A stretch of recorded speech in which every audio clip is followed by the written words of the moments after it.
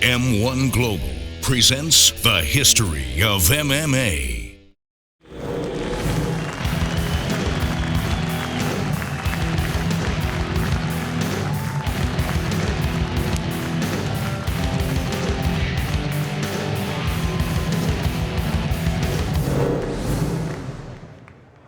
Ladies and gentlemen, this is an M1 Challenge lightweight title fight. Introducing first, in the blue corner, he is a World Cup Jiu-Jitsu winner, a national hand-to-hand combat champion, and a national Jiu-Jitsu champion, with a record of 6-0-1, standing 177, weighs 70.3 kilos, very potentially entertaining matchup with Dzhambulat Kurbanov and Maxim Divnich. Really 50-50 in that fight, because great striker versus great wrestler. It will go down to where this fight will take place. He is a candidate master of sports in kickboxing, winner of the lightweight Warrior Spirit Grand Prix. This is definitely one of the top fights on the card, and evenly matched up, and standing again, it's a title fight. The winner here will reign supreme to lightweight division in M1. It's an important fight, representative from America over here, and then M1 fighter, and it's going to be very interesting to see. The Alexandr Nevsky team, And Maxim. you know, with both of these fights, you can tell that they were like born and raised as a fighters in M1, because they were starting here. They were making some matches in the other organizations, but but generally their best fights were in M1, and now they are the toughest test to date for each other. That's going to be interesting. Well, Divnich fought for M1 in his last 4 fights and earned stoppage wins in each of them.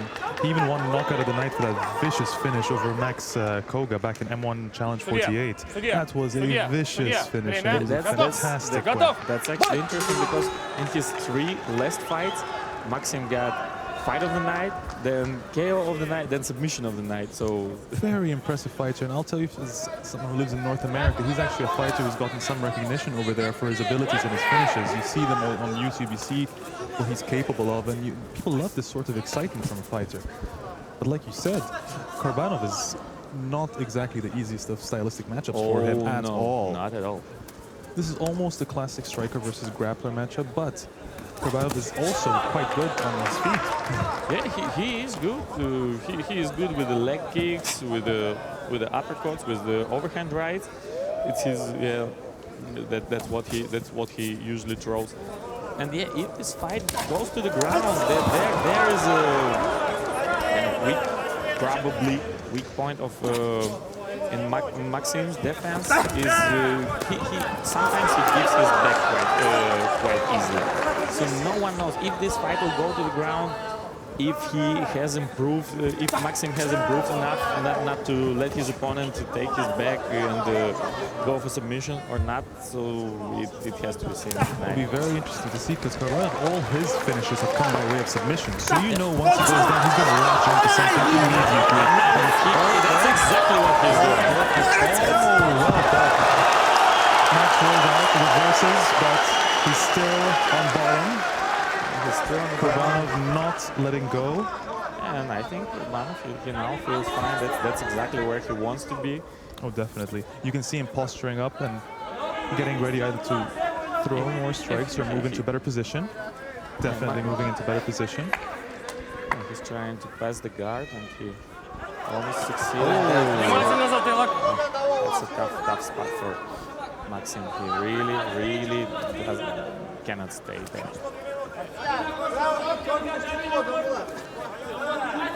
It'll be interesting to see how he can handle being on the bottom. He does not appear to be very comfortable at all right now. Oh yeah. This is exactly where he doesn't want to be in this fight. Oh and yeah. If there is any place where he doesn't want to be, that's exactly he doesn't want to be on his back. He's a finisher. He wants to be standing and going for a knockout. Yeah, as we can see, Dzhambulat Kurbanov is a very good wrestler, very good overall, very good fighter, and especially wrestler because wrestler and grappler because he was working with the best wrestlers and grapplers in Chechen Republic. He had like. If you learn from the best in the region, you become one of the best in the region. You know, he had like any possibilities to work with anybody he wants, you know, to prepare for this fight in Chechen Republic. So if he needed wrestlers, they gave him wrestlers and everything. So now he's still trying. He's got one leg through and he's still trying to get through the side control. But he's staying active on the ball and he's throwing punches to the ear. And each of those punches, they might be short shots, but each one affects Maxim, and each one is making him more and more uncomfortable. Of course, it's a cumulative effect that, you cannot underestimate. I'd like to see him mix it up and go for shots to the body as well. Because Maxim is not even thinking about keeping himself protected. What a reversal! Great sweep. Now I think Max is just going to break away, stand up. And he went stand up.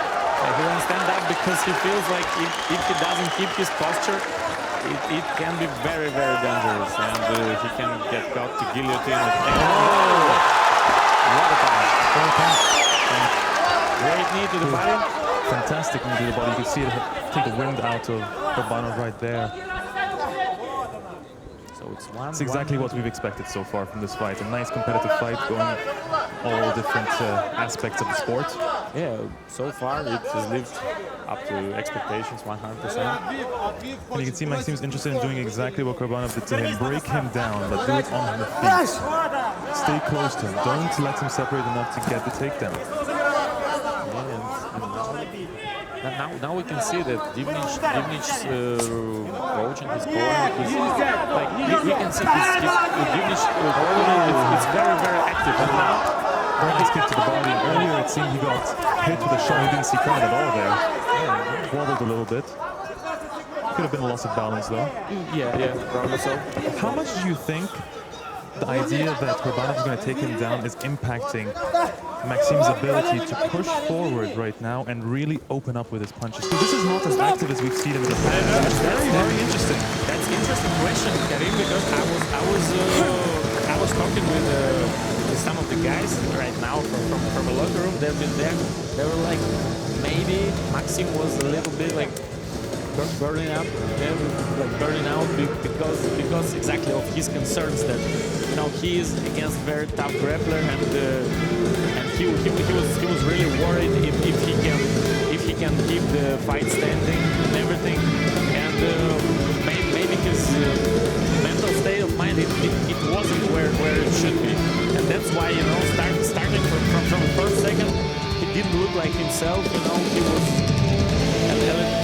He didn't feel as free as he usually feels. Sadly, it's an understandable concern. That's always an advantage of grappler, especially a really strong grappler, is that his opponent will always be worried or cautious at the very least about the takedown.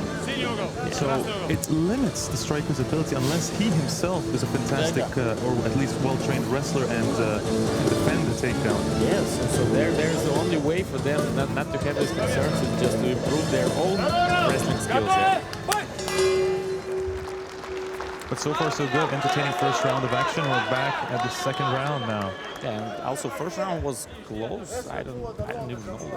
Very tough to decide who took that first round. Kurbanov was good in the first half of the round. Then Divnich has some very good moments in the stand-up exchange. So yeah, very good. An American crowd, an American judge would probably give that to Kurbanov for his control on the ground. So, his control to trying to pass the guard, all the activity, far more aggressive for the earlier part of the round. Yeah. And again, now Max is going to pass the guard. Do you think that would be something that would break Kurbanov mentally if he finds out that Divnich is actually more than capable on the ground and handling everything he throws at him well? Do you think that will impact him mentally when it comes to the game? Maybe, but as far as I know, I've known Dzhambulat for a long time, and he's very, very mentally stable guy. You know, it's very few things that can like make him off balance. You know, get him off balance. So I think right now he's doing well. I'm not too worried about Dzhambulat's state of mind, about his mental state, but you know, about his physical ability. His physical abilities is something that makes me a little bit worried, you know, because now you can see that, you know, he's already worn down slightly.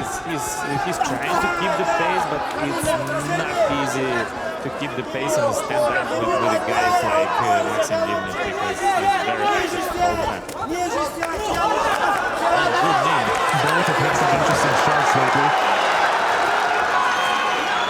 Yeah, even though Dzhambulat is a little bit, like, seems a little bit tired, but still he obviously have enough gas, you know, to keep on going for another round. And yeah, he answers to the strikes. He goes to the blows. He trades punches. So yeah, very interesting how this fight goes.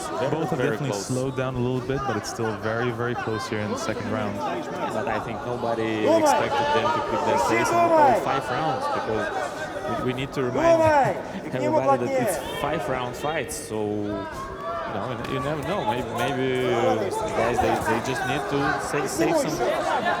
It's all about the conservation of energy here.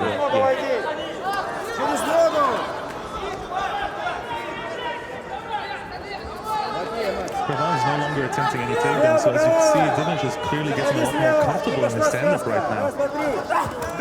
He's coming forward about the same amount of concern that he had in the first round. Yeah, so as I say that, Kurbanov attempts another takedown. He's got Divnich's right leg up, and he has him down. Yeah, that's his first takedown attempt. Before he was taken down by Divnich. Yeah. And now he's in an advantageous position. And once again, Kurbanov working his way to get into better position, trying to pass the guard. And he succeeds. Yeah, so now he's inside now.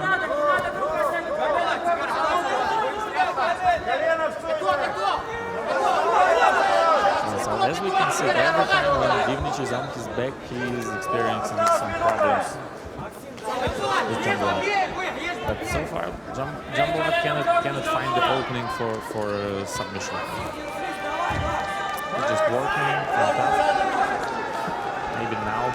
He's not staying nearly active enough. I understand he's switching around trying to get better position, but at the same time, he needs to. As I say, that it appears. Unsuccessful. Unsuccessful. And he gave his back to Maxim. Maxim is trying to finish him. Definitely. 30 seconds to go in the round. And again, Maxim has to keep his posture if he doesn't want to get caught in the triangle choke. A couple of shots to the face and one to the body there. And he got back Again. Oh, the last 12 seconds.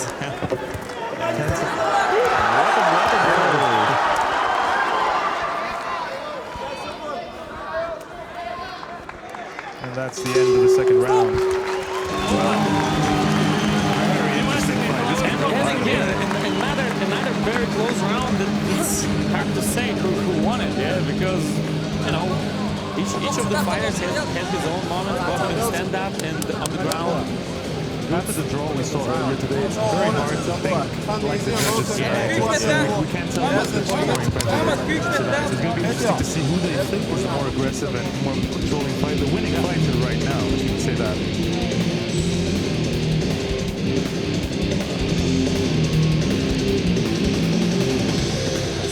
Solid shots from Divnich. But if anything, I see the tide turning for Divnich here. He seems a lot more confident in the second round than he did in the first. Well, he is a little more tired. He is much more confident this round. When it came to his strikes, he was letting loose a lot easier, coming forward a little more, and he definitely managed to survive on the ground. So all this is going to only build on his confidence. It's like, even if I get taken down, mentally. I think the thing that he did it mentally is just to survive this first big just to realize that he can defend from his submissions. He can make some sweeps, make some transition to do well. And yeah, now Maxim is doing better.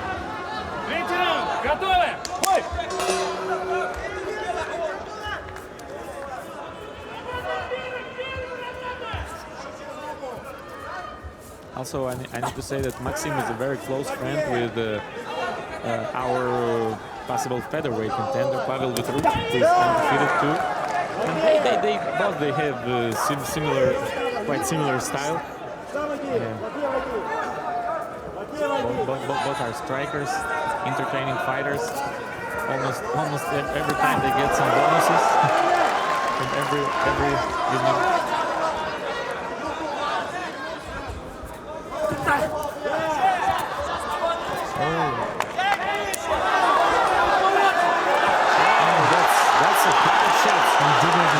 For the finish now. Yeah, now he's way more confident than in the first round. Definitely. If anything, he's got Kurbanov out of his comfort zone. Oh yeah. And straight into the Divnich's comfort zone. Look at that. That's exactly it.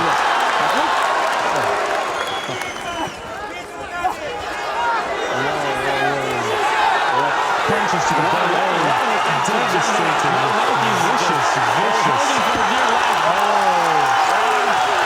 We have a new champion. Our new champion is Maxim Divnich. Is in a great matchup. What a fantastic fight. Wow.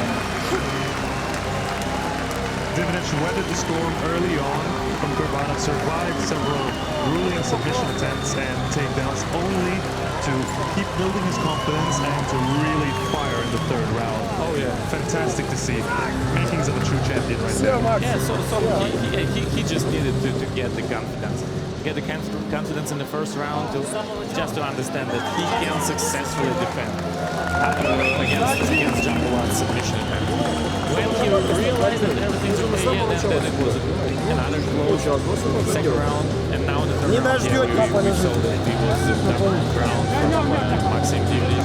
The momentum shift was very clear later in the stages that Kurbanov was simply not happy with the way the fight was going, and he was just losing motivation as it went on and on. And in the third round, he simply curled up and hoped for dear life there. Yeah, but not for a long time, for only a few seconds. Only a few seconds, the referee stoppage was quick and prompt in this one.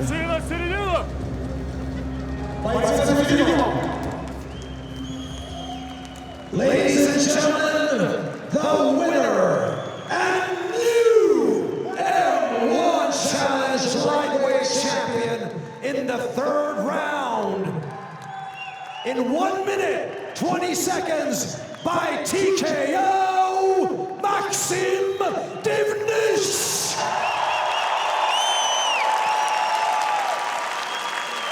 Пояс чемпиона в легком весе вручают президент лиги ACB Бекхан Хасиев и президент лиги M-1 Global Вадим Финкельштейн. Аплодисменты обладателю титула чемпиона M-1 Challenge в легком весе Максим Дивнич. Аплодисменты Джамбулату Курбанову. M1 President, Mr. Vadim Finkelstein, wrapping the belt around. That's the first belt in history of Alexandr Nevsky team from St. Petersburg. Historic win then.